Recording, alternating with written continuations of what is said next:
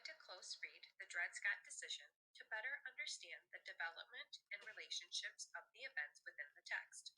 This helps me to understand how the author gives information to connect the main ideas.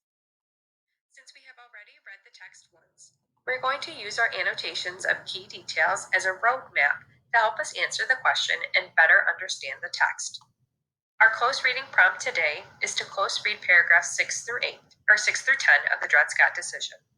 How are the events in this section we read today related to one another? Use evidence from the section as we close read to help us answer the question.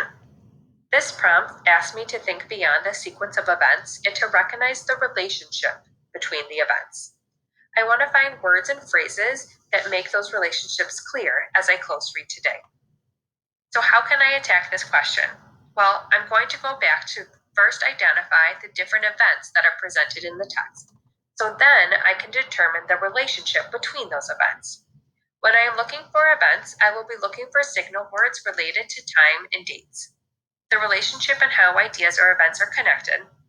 And texts can show relationships and connections through problem and solution, cause and effect, and chronological order. So we'll be looking for what type of text structure the author uses to then help us determine the relationship between the events. Turn to page 14 and 15 of the Dred Scott decision and click to the next slide to start our close read for today. As we close read these paragraphs, annotate any dates and events that happened to Dred Scott. Paragraph 6. Scott was born to enslaved parents in Virginia around 1800. He was owned by Peter Blow. In 1830, Blow had moved his family and his slaves to St. Louis, Missouri. In Missouri, Scott was sold to an Army surgeon, John Emerson. Emerson was sent on military assignment to Illinois, a free state where he and his slaves stayed for more than 2 years. Then Emerson took Scott to live with him in Wisconsin Territory, also free. Scott married another slave, Harriet, in Wisconsin. Their daughter, Eliza, was born there as well. Emerson was then transferred to Louisiana, where he married Eliza Sanford. Emerson and his wife moved back to Wisconsin Territory and then to St. Louis, where Emerson died in 1843. In Emerson's will, Scott and his wife were left to his widow. As slaves, they were considered property. They could be bought, sold, transferred, or inherited. As slaves, Scott and his family had no choice about where they lived. They were moved from place to place, sometimes in slave states or territories, and sometimes in free places. Where they lived and for how long became the key facts on which Scott based his claim for freedom. In April 1846, 3 years after Emerson's death, Scott and his family were living in Missouri, a slave state. Scott asked a Missouri court for freedom for himself and his family. He claimed that they should be free because they had lived in a free state, Illinois, as well as in the Wisconsin Territory, where slavery was also banned. Why did Scott wait so long to make this claim? He may not have known earlier that he had the right to claim his freedom, or something might have happened that caused him to take action. Some say that Scott may have tried to buy his freedom from Emerson's widow, but that she refused. Could that event have inspired him to seek freedom through the courts? No one knows. As a reader, I'm looking to see how all of these events connect together. I noticed that our text had many different events, but it did not seem to go in order of time. I put a star by each date so I could have a better picture of how they are related. Take a moment now to star or number the events from this section in order. This will help you to better understand how the author organized the information and why. Paragraph 6 shows me what happened once Scott and his family were in Missouri. He was sold to an Army surgeon.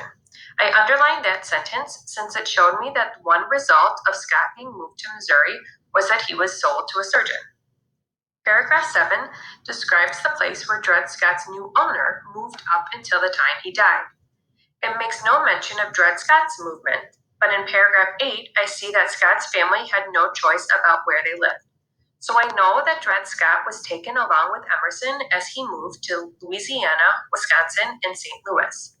I underline had no choice about where they lived in paragraph 8 to show that connection. Paragraphs 9 through 10 have examples of words and phrases that show relationships between events. They should be free because they had lived in a free state, and he may not have known earlier that he had the right to claim his freedom, were sentences that I underlined. The author used specific words and phrases to show the relationship between these events. Based on the events that we annotated just now, what may be the relationship between the events in the text?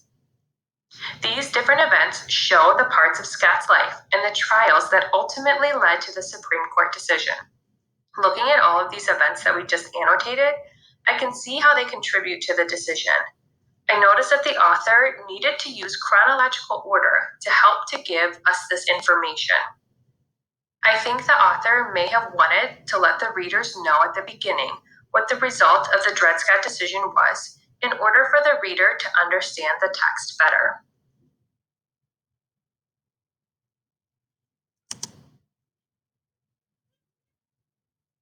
How are the events in the section we read today related to one another? Use evidence from the text we close read today to help you answer the question.